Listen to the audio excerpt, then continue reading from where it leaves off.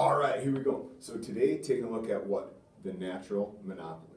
Okay, so the best place to understand what a natural monopoly is by giving an example. So in our community, the community of Onalaska, a classic example of a natural monopoly is electricity and the electrical company, or companies plural.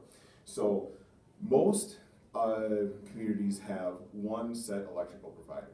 And the reason that they have one set electrical provider is because being an electrical company has a really high fixed cost. So instead of having to give the consumer the best bang for their buck, instead of having a bunch of different competing electrical providers, you have one, and you set the price at what's considered to be a fair rate.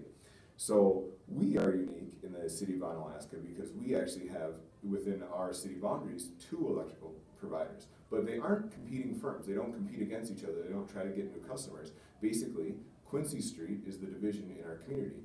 To the south of Quincy Street is Xcel, and to the north of Quincy Street is Riverland Electric, basically.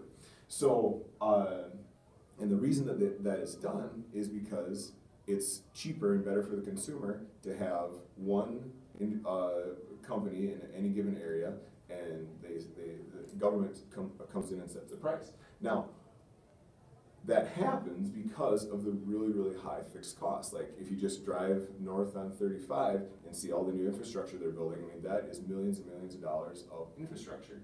So because that is the case, you have a downward sloping average total cost. And basically, and it continues to slope downward all the way through the entire demand curve.